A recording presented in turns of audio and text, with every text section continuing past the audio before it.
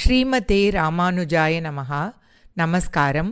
பாரம்பரியாவின் பாசுரம் சேவித்தல் என்ற இந்த முயற்சியில் இன்று நாம் சேவிக்கப் போவது கோதாஸ்துதியில் இருந்து 27வது பாடலும் திருப்பாவையிலிருந்து 27வது பாசுரமும். ஜாதா பராதமபி மாம் அனுகம்பிய கோதே கோப்த்ரீ யதி த்வமசி யுக்தமிதம் பவத்யாஹ வாத்சல்ய நிர்பரதயா ஜனனீ குமாரம் ஸ்தன்யேன வர்தயதி தஷ்டபயோதராபி.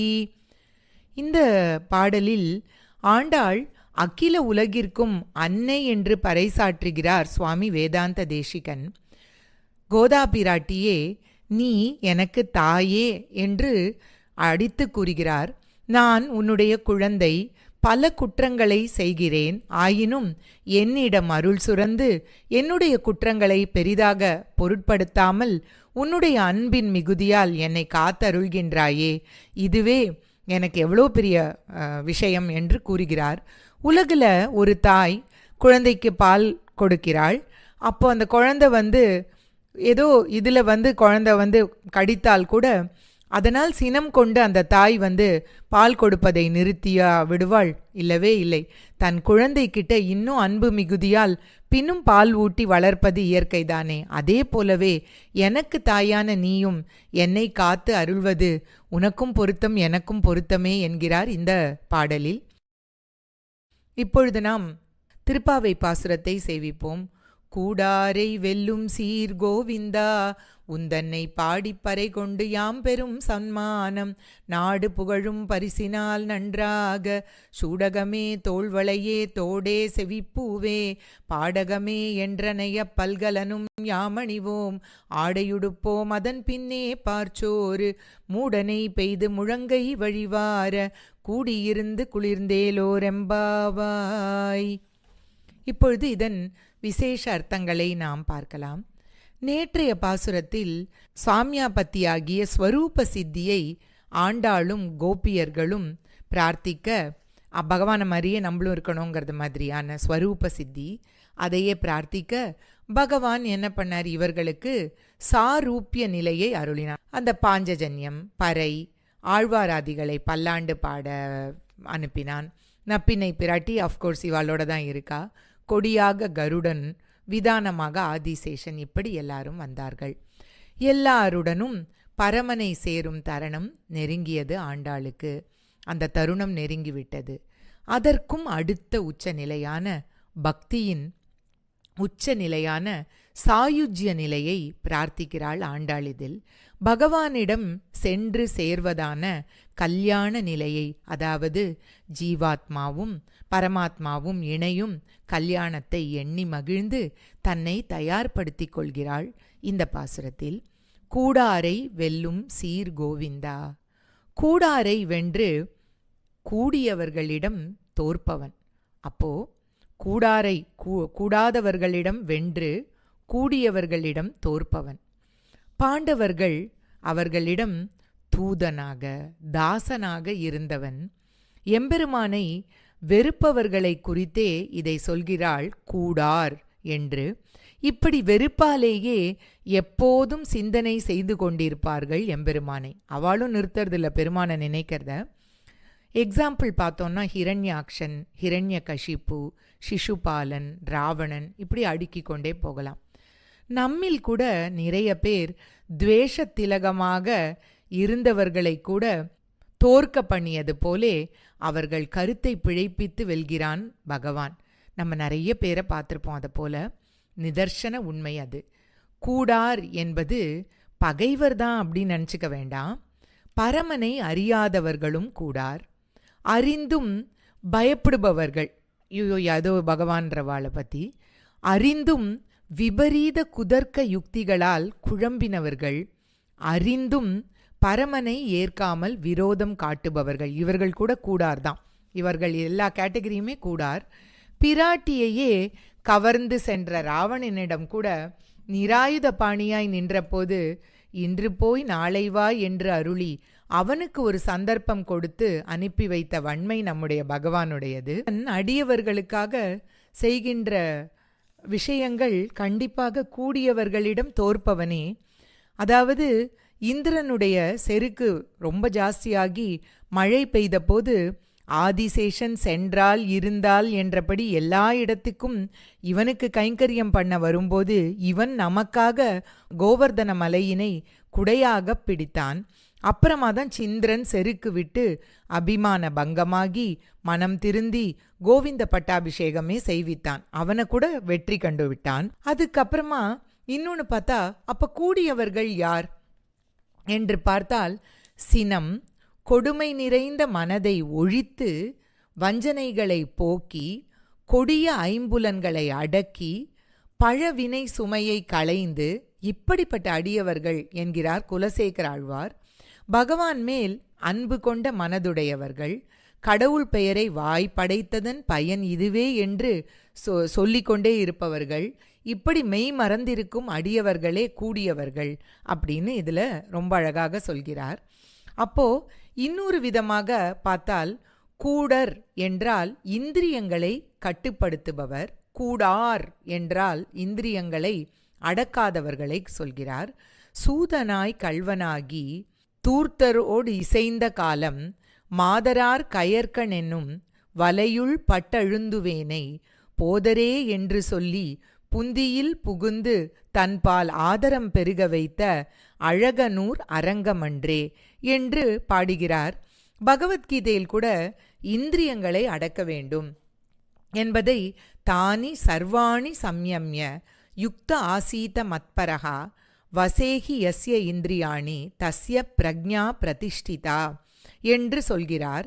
புத்தி, யாருடைய புத்தி ஸ்திரமாக இருக்கும் என்றால் எவன் ஒருவன் இந்திரியங்களை அடக்குகிறானோ அவனுடையதே என்கிறார்.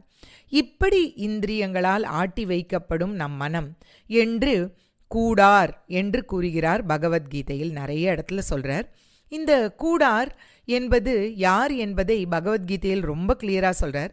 யார் ஒருவனுக்கு பற்றுதல் ரொம்ப கூட இருந்து அந்த பற்றுதல் இருக்கிறதுனால அதில் ஆசைப்பட்டு அந்த ஆசை அடையாமல் போனால், அந்த ஆசையை யார் தடுத்தார்களோ அவர்கள் மேலேயோ தடுத்ததன் மேலேயோ கோபம், அதனால் வரும் மயக்கம், மயக்கம்னா மயக்கம் நிஜ மயக்கம் இல்லை, டெல்யூஷன் அப்படிங்கிற மயக்கம், அதற்கு பிறகு பகுத்தறிவு கொஞ்சம் நகர்ந்து போய்டுறது, அதற்கு பிறகு புத்தி நாசம், அதற்கு பிறகு புத்தி நாஷாத் பிரணஷ்யதி என்று அவன் அழிவே வருகிறது என்று சொல்கிறார். அப்போ இப்படியாக கூடாரை வெல்லும் சீர் கோவிந்தா என்று கோவிந்த நாமத்தை சொல்கிறாள். கூடார், கூடக்கூடியவர், இரண்டும் பார்த்தோம். இப்போ சரி, இவாள்லாம் விட்டுறலாம், நான் பகவானை வெறுக்கவும் இல்லை விரும்பவும் இல்லை அப்படின்னு சில பேர் இருப்பாளே, அவர்களை என்ன பண்ணுவான் பகவான்? அவன் காத்தருள்வானா மாட்டானா என்பதையே இந்த கோவிந்த நாமம் நமக்கு சொல்கிறது. கோவிந்தன் என்றால் காப்பவன், அதாவது கோவிந்தன் என்றபடி எல்லாவற்றையும் ரட்சிக்கிறவன் அப்படின்னு சொல்றா. அப்போ இந்த கோவிந்தான்ற நாம ரொம்ப அழகா இந்த இடத்துல பிரயோகிக்கிறாள் ஆண்டாள். பசுக்கள் அவனை ஒன்றும் வான்னு கூப்பிடலை, அப்படியும் அவைகள் கேட்காமலேயே போறார், போய் அதுகளை பார்த்துக்கிறார். சம்ரக்ஷணம் பண்ணுறச்சே கூட வந்தாயே கண்ணா என்று கொண்டாட போகிறதா, கொண்டாடவும் போறதில்லை. இப்படி இருந்தும் அவைகள் பின் போனானே, அப்ப நமக்கு அவன் கண்டிப்பாக வருவான். வெறுக்கவும் இல்லை வெறுப்பவும் இல்லைனாலும் பகவான் நமக்கு வருவான் என்றபடி சொல்கிறார். இதில் புலன்களை அவனே அடக்கி ஆள்பவன், அதனால் அவனே இந்திரியங்களை நமக்கு நல்லபடியாக சரி பண்ணி அவன் மேல் பக்தியை மிளிரச் செய்வான் என்றபடி. இப்படி 27, 28, 29 3 பாடல்களிலும் கோவிந்தா என்ற திருநாமத்தை கையாண்டுள்ளாள். குறை ஒன்றும் இல்லாத கோவிந்தா, இற்றை பறை கொள்வான் அன்றுகான் கோவிந்தா என்றபடி அடுத்த 2 பாசுரத்திலும் இதே கோவிந்த நாமம் பாடியுள்ளாள். அதற்கு பிறகு உந்தன்னை பாடி பறை கொண்டு யாம் பெரும் சன்மானம் என்கிறாள். இதில் ஒரு அழகான ஒரு விதமாக இதை பார்க்கலாம். உந்தன்னை பாடி பறை கொண்டு யாம் பெரும் சன்மானம், உன்னையே எனக்கு கொடு என்று பொருள் கொண்டோன்னாக்க அதுவே எனக்கு சன்மானம். அப்போ கண்ணனே எனக்கு சன்மானம் என்றபடி ஆகிறது. அப்படி இல்லாமல் வேற விதமாக பார்த்தா உந்தன்னை பாடிப்பறை கொண்டு உன்னை பாடி அஞ்சலி செய்து அதுவே எங்கள் பாக்கியம், அதுவே எங்களுக்கு கிடைக்கின்ற சன்மானம் என்றும் நாம் கொள்ளலாம். இதை அடுத்ததாக நாடு புகழும் பரிசினால் நன்றாக என்று கேட்கிறாள். பரிசு ஓகே, நல்ல பரிசு ஓகே, நாடு புகழும் பரிசு, நாடு புகழும் நல்ல பரிசு கேட்கிறாள். இந்த கண்ணனும் நாடு புகழும் பரிசை அடியவரே பிரமித்து போகும் வண்ணம் அவர்களுக்கு அளிக்க வல்லவன் இல்லையா? சுதாமா, அதாவது அவருடைய ஃப்ரெண்டுக்கு அவர் வாய்விட்டு கேட்காத போதும் அவர் வழங்கினார், அவ்வளவு செல்வங்கள் அனுப்பிச்சார். அதே போலவே திரௌபதிக்கும் தக்க சமயத்தில் அவளுடைய மானத்தை காக்கும் விதமாக அவ்வளவு ஆசீர்வாதம் பண்ணார் அவளுக்கு. ஆன்றோரும் சான்றோரும் அப்படி புகழ்ந்த, அப்பா இந்த மாதிரி நல்ல டயத்துலன்னு. பஞ்ச பாண்டவருக்கோ கேட்கவே வேணாம், யுத்தத்தில் வெற்றியையே பரிசாக வழங்கி தர்மத்தை நிலைநாட்டினவர். இப்படி நாடு புகழும் பரிசை அளிப்பவனே நாராயணன் தான். அப்படிங்கிறத தான் நாராயணனே நமக்கே பறை தருவான்னு முதல் பாசுரத்தில் நம்மளுக்கு சொல்லி தான் ஆரம்பித்தா. அப்போது நம்ம இங்கே என்ன கேட்குறா? நாடு புகழும் பரிசு என்று பார்த்தால் அவனுடைய தலைமையும் வீடு பேரும், அவர் இருக்கணும் தலைவராக, அந்த இடத்துல வீடு பேரு வேண்டும் என்று நாடும் நகரமும் காண நன்குடன் நலனிடை ஊர்தி பண்ணி வீடும் பெருத்தி தன் மூவுலகுக்கும் தருமொரு நாயகமே என்றபடி அவனை அடைய தங்களை தயார் பண்ணி கொண்டு நோன்பு விதிகளை சொல்லி மனம் வசப்படும் விதிகளை சொன்னாள். அதாவது என்னென்னலாம் சொன்னா? நெய்யுண்ணோம், பாலுண்ணோம், நாட்காலே நீராடி மையிட்டு எழுதோம் என்றபடி. இப்படி இந்திரிய நிகிரகம் என்பது பகவானை அடைவதில் முதல் படி. முதல்ல இந்திரியங்களை கண்ட்ரோல் பண்ணுறா, ரொம்ப முறையாக போகிறா என்று உணர்த்திய ஆண்டாள் நாச்சியார் ஒவ்வொரு பாசுரத்திலும் என்ன பண்ணுறா? படிப்படியாக அவனை அடைய நம்மை நாமே தயார்படுத்தி கொள்ள பலவிதமான உபதேசங்களை பூடகமாக மறைத்து சொல்லும் மறைப்பொருளாக சொல்லி இறுதி நிலையான சாயுஜ்ய நிலையை அடையும் உண்மையும் சொன்னாள். இப்படி தன்னிலை உணர்த்தும் தவநெறி சொல்லி இந்த பாசுரத்தில் நோன்பு நோற்றதன் பலனாக அவன் கிட்டிய பிறகு அவனிடத்தில் பெரும் பேறுகளை கூறுகிறாள் இந்த பாசுரத்தில். இப்போ தத்துவார்த்தமாக நாடு புகழும் பரிசு என்று ஆண்டாள் என்ன சொன்னா அப்படிங்கிறத பார்க்கலாம். சாயுஜ்ய நிலையில் நம்ம இப்போ ஸ்ரீ வைகுண்ட லோகத்துக்கு சென்று அங்குள்ள பரமாத்மாவை பூர்ணமாக அனுபவிக்கிறான். அந்த பரம புருஷனை, அதாவது பகவானை, சர்வ தேசத்திலும் சர்வ காலத்திலும் சர்வ அவஸ்தைகளிலும் அவனுடைய திருமேனி, குணம், விபூதி, சேஷ்டிதங்கள் இவற்றில் ஒன்று கூட குறையாதபடி அவனை சர்வமாக அனுபவித்து எல்லாவித கைங்கரியங்களையும் செய்கிறான் என்றே சாஸ்திரம் சொல்கிறது. இதைத்தான் மோக்ஷம் என்று நாம் சொல்கிறோம். மோக்ஷம் அடையும் வழிகளில் ஒன்று சாயுஜ்யம். லோகேஷு விஷ்ணோர் நிவசந்தி கேச்சித்து சமீபம் ருச்சந்தி ச கேச்சிதன்யே அந்நேத்து ரூபம் சதுருஷம் பஜந்தே சாயுஜ்யமன்யே சதுமோக்ஷ உக்தகா என்று ஸ்ரீமத் பாகவதம் சொல்கிறது. சிலர் சாலோக்கியம் அப்படின்னா அவர் இருக்கிற லோகம், அந்த லோகம் பரமபதத்தில் போய் இருக்கிறதே மோக்ஷம்னு சொல்லுவா. சிலர் சாமீபியம், அவர் கிட்ட இருந்தால் போகிறோம் அதுவே மோக்ஷம்னு சொல்லுவா. சில பேர் சாரூபியம், அவரை மாதிரியான நமக்கும் ரூபம்லாம் வந்தாலே மோக்ஷம்னு சொல்லுவா. உண்மையில் பார்த்தால் சாயுஜ்யம்தான் மோக்ஷம் என்று இந்த பிரமாணத்தை வச்சு நம்மளுக்கு தெரியறது. அப்போது ஒவ்வொருத்தர் ஒரு இடத்த நான் இதுதான் அப்படின்னு சொல்லுவா. எஸ், அப்படி இருந்தாலும் அவர்களும் முக்தர்கள் தான் அப்படின்னு தான் சொல்கிறார். ஆனாக்க என்ன சொல்கிறார்னாக்க, ஸ்ரீ விஷ்ணுவுடைய லோகத்தில் சில முக்தர்கள் அவனுடைய லோகத்திலேயே வசிக்கின்றனர் அப்படின்னு வேதவாக்கியம் சொல்கிறத நான் சொல்கிறேன். ஒரு சிலர் அவனுக்கு மிகவும் அருகில் வசிக்கின்றனர், சாமீபியம். ஒரு சிலர் அவனுக்கு சமமான இவர்களில் சாலோக்கியம் மற்றும் சாமீபியம் அடைந்தவர்களும் முக்தர்கள்னு தான் நம்ம சொல்கிறோம். காரணம், அவர்கள் மோட்ச நிலையிலிருந்து அதிக தூரத்தில் இல்லாமல் இருப்பதால் ஆகும். அதை தான் நம்ம பார்த்தோம் ஸ்ரீமத் பாகவதத்தில். அப்போது சில பேர் அவனுக்கு இப்படி எத்தனை பேர் எங்கே இருந்தாலும் இந்த ஸ்லோகம் என்ன சொல்கிறதுனாக்க, சாயுஜ்யம்தான் மோக்ஷம் அப்படின்னு சொல்லி பரமபதம் சென்ற பின்னர் கிட்டுகின்ற சாயுஜ்யம் என்பதே மோக்ஷம் அப்படிங்கிறதுல மறுப்பு சொல்லவே இல்லை அப்படின்னு சொல்கிறது. இப்போ 1000ன்றதுல 100 அடங்கும் மாதிரி சாலோக்கியம் முதலான எல்லாம் சாயுஜ்யம் என்பதில் அடங்குகின்றது என்றபடி இது சொல்கிறது. இந்த ஜிதந்தே ஸ்லோகம் கூட இதையே தான் சொல்கிறது. சாலோக்கியம் சாரூபியம் போன்ற மோட்சங்களை நான் எப்போதும் நாடமாட்டேன், உன்னுடைய சாயுஜ்யம் என்ப மோட்சத்தையே நான் விரும்புவேன் அப்படின்னு சொல்கிறது. அப்போது இதை மாதிரியாக எல்லாருக்குமே சாயுஜ்யத்தை தான் வேணுன்றச்சே. அப்போ இந்த இடத்துல கேட்கறது நாடு புகழும் பரிசு என்றபடி இங்கு அவ சொல்வது இந்த சாயுஜ்யத்தையே சொல்கிறாள் ஆண்டாள்.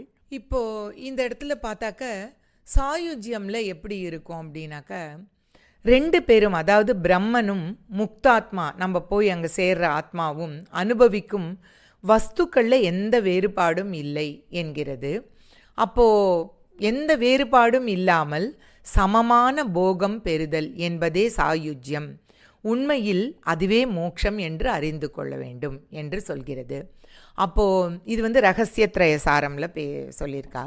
சாயுஜ்யம் என்றால் சயுக்கினுடைய தன்மை, அதாவது எவன் அதே போக்கியமான பொருளில் கூட இருந்து அனுபவிக்கிறானோ அவன்தான் சயுக்கு. அப்போ என்ன இந்த தத்துவத்தை என்ன பார்க்கணுன்னாக்க, சர்வவித போகங்களையும் பிரம்மத்துடன் இந்த முக்தன் என்ற ஜீவன் அனுபவிக்கிறான் அப்படின்னு பார்க்கணும் இதை.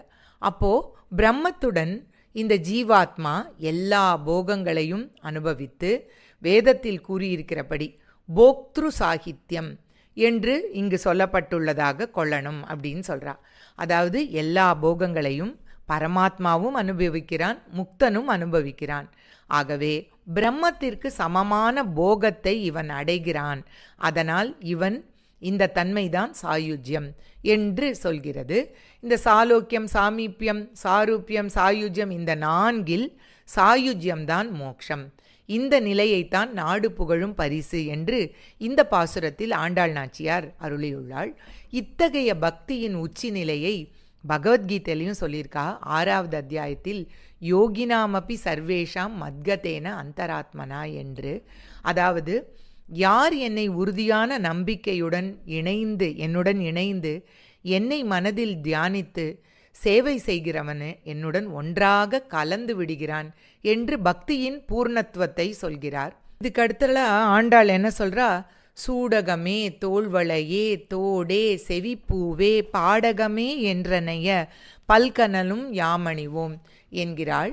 இப்படி எத்தனை நகைகளாலும் நான் தங்களை அலங்கரித்து கொள்ளப் போவதாக கோபியர் கண்ணனிடம் சொல்கிறார். ப்ரொக்ளமேஷன் மாதிரி சொல்கிறா. நீலமேக வண்ணனின் சுந்தர வடிவத்திற்கு ஏற்றாற் போல நாங்களும் எங்களை அலங்கரிச்சுக்கிறோம் அப்படிங்கிற ஒரு ரொம்ப அழகாக இந்த ஆண்டாளுடைய விருப்பம் இதில் தெரியறது. இப்போது இதுக்கெல்லாம் என்ன உட்பொருள்கள் வேறு வேறு விதமாக பார்க்கலாம். சாயுஜ்ய நிலையை அடைந்து விட்டால் எப்பவும் இறைவனோடையே இருந்து அவனுடைய வாசம், அவனுடைய ஒளி, அவனுடைய குணநலன்கள் எல்லாத்தையும் அனுபவித்து, அதுக்கு மூப்பு இருக்கா கிடையாது, பிணி கிடையாது, சாவு கிடையாது, தாகம் கிடையாது, பசி கிடையாது, தூக்கம் கிடையாது, சிற்றின்பங்கள் எல்லாத்துலேருந்தும் விடுதலை ஆதல், இப்படியெல்லாம் அடியார்கள் மரணமில்லாத பெருமாழ்வான எம்பெருமானின் பரமபதம் அடைகிறார்கள். இந்த இடத்துல இந்த சூடகம், தோள்வளை, தோடே, செவிப்பூவே எல்லாமே ரொம்ப ரொம்ப உன்னதமான ஆபரணங்கள், டிவைன் ஆர்னமெண்ட்ஸ்னு வச்சுக்கலாம். ஆர் அந்த இடத்துல இருக்கிறதுக்கான குணநலன்கள், வெர்ச்சியூஸ்னு கூட வச்சுக்கலாம். ஆர் நமக்கு உள் இருக்க வேண்டிய ஆன்மீக கோட்பாடுகள், ஆட்ரிபியூட்ஸ்னும் வச்சுக்கலாம். அந்த சோல் அந்த இடத்துக்கு போன உடனே ஜீவாத்மா அதை மாற்றிக்கிறாப்புல. அதாவது இந்த மாதிரியான குணநலன்கள், இந்த மாதிரியான நல்ல ஒரு ஸ்பிரிச்சுவல் ஆட்ரிபியூட்ஸ் இதோடலாம் டிரான்ஸ்ஃபார்ம் ஆகுது பகவானுடைய அருகில் இருக்கிறச்சே. அதற்கு பிறகு ஆடை உடுப்போம் என்று அதன் பின்னே பால் சோறு என்று சொல்கிறாள். இது ஆடை உடுப்போம் அப்படின்னா வெளியிலேருந்து பார்த்தா நல்ல இது போட்டுப்போம் அப்படிங்கிற மாதிரி இருந்தாலும், இந்த இடத்துல பார்த்தாக்க நம்மளோட ஓல்டு அந்த பழைய வாசனைகள் எல்லாம் போனால் நம்மளோட ஈகோ எல்லாமே போய்டுறது. அண்ட் அதுக்கப்புறமா இந்த ஜீவாத்மனுக்கு ஒரு புது விதமான சரீரம், அதாவது ஒரு புது ட்ரெஸ்ஸு போட்டுக்கிறாப்புல ஒரு டிஃப்ரெண்ட் பியூர் ஸ்பிரிச்சுவல் ஐடென்டிட்டி கிடைக்கிறது என்றபடி. இதில் இன்னொன்று சொல்லுவா, சூடகமே தோள்வளையே தோடே செவிப்பூவே பாடகமே என்றதை ஆச்சாரிய முகமாக எம்பெருமானை பற்றத்துக்கு ஒவ்வொரு முமுக்ஷு, அதாவது மோட்சத்தை வேண்டுபவனும் செய்ய வேண்டிய கடமை என்னென்னு சொல்கிறா. இதில் சூடகம் அப்படிங்கிறது ஆச்சாரியன் கிட்ட பண்ணிக்கிற பஞ்ச சம்ஸ்காரம். அதுக்கு பண்ணி கொள்வதற்கு கையில் ஒரு காப்பு கட்டுவான். அந்த காப்பு அதற்கு பிரதிபலனாக நம்ம என்ன பண்ணுவோம்னா கைகூப்பி அஞ்சலி செலுத்துறது தான் கைகளுக்கான ஆபரணம். சூடகம் என்பது கைகளுக்கான ஆபரணம்னா கஞ்சலி செலுத்துதல். அந்த ஆச்சாரியன் நம்மளுக்கு பஞ்சசம்ஸ்காரம் பண்ணி கொடுக்கறதுக்கு கட்டுற காப்பு, அந்த காப்புக்கு பிரதிபலனாய் கூப்பும் அஞ்சலி. அப்புறம் தோள் வளை என்பது எம்பெருமானுடைய சாரூபியம் அப்படியே நம்மக்கிட்ட இருக்கிறாப்புல நிலைக்கிறதுக்காக ஆச்சாரியன் மூலமாக நம்மளோட தோள்களில் சங்கு சக்கர லாஞ்சனம் பெறுதல். அதாவது எப்படி பெரியாழ்வார் முதல்ல பல்லாண்டில் சொன்னாரோ, திகழ் திருச்சக்கரத்தின் கோயிற் பொறியாலே ஒற்றுண்டு நிற்கும் நிலைமை அதுவே. அடுத்தது தோடுங்கிறது ஆச்சாரியன் செய்கிற திருமந்திர உபதேசம் அப்படின்னு. அந்த தோடும் துவய மந்திர உபதேசம் தான் செவிப்பு என்றும் நாம் கொள்ளலாம். அடுத்ததாக பாடகம் அப்படிங்கிறது உன் சரணல்லால் சரணில்லை என்று எம்பெருமானின் சரணங்களை பற்றுவதே பாடகம். இப்படியான திவ்யாபரணங்கள் அணிந்த பிறகும் இன்னும் பல ஆபரணங்கள் அணிவோம் என்று என்ன சொல்றா, என்றனைய பல்கலனும் நாம் அணிவோம் என்று சொல்கிறாள். இப்படி சொல்லி உன்னுடைய கல்யாண குணங்களை அனுபவிப்பதே பல்கலனும் நாமணிவோம் என்று திருவாய்மொழியில் நம்மாழ்வார் சொல்கிறார். பல பலவே ஆபரணம் பேரும் பல பலவே, பல பலவே சோதி வடிவு பண்பு எண்ணில், பல பல கண்டுண்டு கேட்டு உற்று மோந்து இன்பம் பல பலவே ஞானமும் பாம்பனை மேலார்க்கேயோ என்று அனுபவிக்கிறார் இதில். இப்படி நம்ம நோன்பு ஆரம்பிக்கும்போது மையிட்டு எழுதோம் மலரிட்டு நாம் முடியோம் என்று சங்கல்பம் செய்து கொண்டு தோழியருடன் நோன்பு அப்படிங்கிற விரதத்தை ஆரம்பித்தா ஆண்டாள்.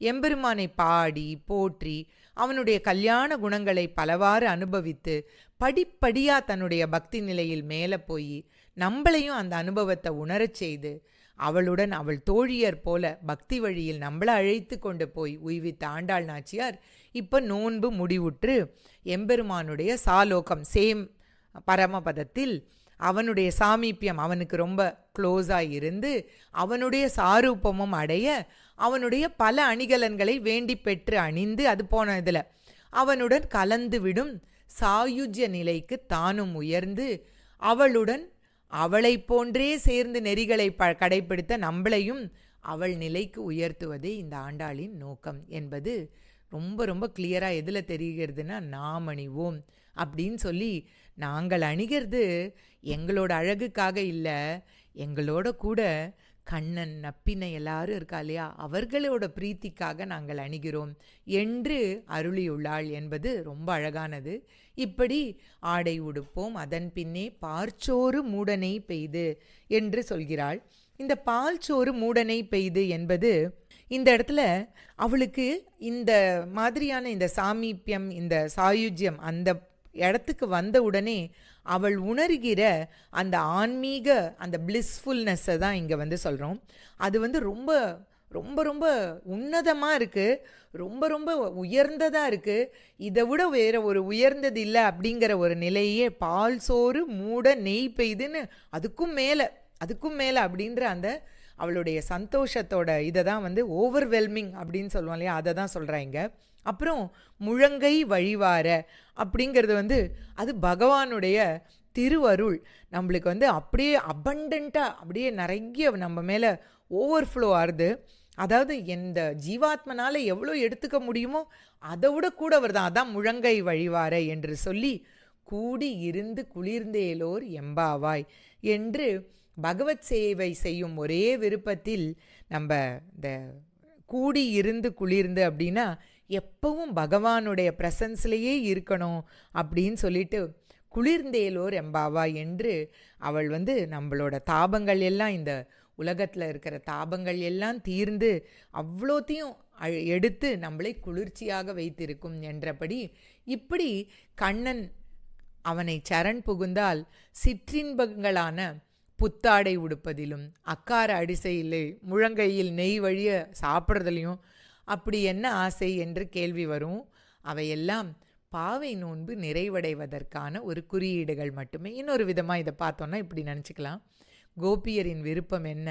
கண்ணனோடு இருந்து குளிர்தல் மட்டுமே என்பதை ரொம்ப அழகாக இதில் வலியுறுத்துகிறாள் கோதை நாச்சியார். இந்த பவித்திரமான நிலையை நாமும் இப்படி இப்போ ஒரு பேரின்ப நிலையை தான் ஆடை உடுப்போம், அதன் பின்னே பார்ச்சோறு மூடனை பெய்து முழங்கை வழிவார என்று தன்னுடைய பகவான் என்ன பண்ணுறாராம், ஆனந்தமே வடிவெடுத்து நின்றார் போன்றதாயுள்ள ஸ்ரீ வைகுண்டத்தில் இந்த மாதிரி உபாயத்தை அனுஷ்டித்து வந்த ஜீவ முக்தர்களை தன்னோட திருவடிகளில் நித்திய கைங்கரியம் செய்து வரும் நித்திய முக்தர்களுடன் ஒன்று சேர்த்து இதுவரைக்கும் கர்ம சம்பந்தத்தால் இழந்திருந்த கைங்கரியங்கள் எல்லாம் அப்போது ஒன்று கூடி செய்யுமாறு அருள் புரிகின்றானாம். இது நோன்போட பலனாக பகவானே கிடச்சிட்டான் என்ற கொண்டாடுறதுக்காக ஆபரணங்களும் புத்தாடையும் அணிந்து பால் சோறு மூடனை பெய்து எல்லோருமாய் உண்டு மகிழ்ந்தார்கள். எப்படி நாமளும் அனுபவிக்கலாம். இப்படி பகவானுடனேயே இருந்து அவனுடைய கல்யாண குணங்களையே உண்ணும் சோறு பருகும் நீர் தின்னும் வெற்றிலை என்றும் அனுபவிக்கும் நிலையையே சாயுஜ்யம் அடையும் நிலை என்று சொல்வது இந்த பாசுரம். இப்போ நம்மெல்லாம் பரமபதத்தில் எம்பெருமானை அடைவதற்கு முன் இந்த பூ உலகில் அத்தகைய அனுபவம் அடையும் விதமே நம்மளுக்கு அர்ச்சாமூர்த்திகள் எவ்வளோ இருக்குது, பகவானுடைய திவ்ய ரூப விக்கிரகங்கள் எவ்வளோ இருக்குது, அதெல்லாம் சேவித்து நாம் அனுபவிக்கலாம். இந்த கோவிலில் அர்ச்சாமூர்த்திகளான பெருமானை சேவிப்பதற்கு ஒரு முறை இருக்குது. முதல்ல அவனுடைய திருமுகத்தை பார்த்து அம் நமோ நாராயணாய என்ற அஷ்டாட்சர மந்திரத்தை தியானிக்க வேண்டும். அதற்கு பிறகு அவனுடைய திருவுரையும் மார்பை பார்த்து அந்த ஸ்ரீமன் நாராயண சரணௌ சரணம் பிரபத்யே ஸ்ரீமதே நாராயணாய நமஹா என்ற துவய மந்திரத்தை அனுசந்திக்க வேண்டும். அதற்கு பிறகு திருப்பாதங்களை தரிசித்து சர்வதர்மான் பரித்யஜ்ய மாமேகம் சரணம் ரஜ அகம் த்வா சர்வ பாபேபியோ மோக்ஷயிஷ்யாமி மாசுச்சகா என்று அவன் வாய் நேர்ந்த சரம ஸ்லோகத்தை ஸ்மரிக்க வேண்டும்.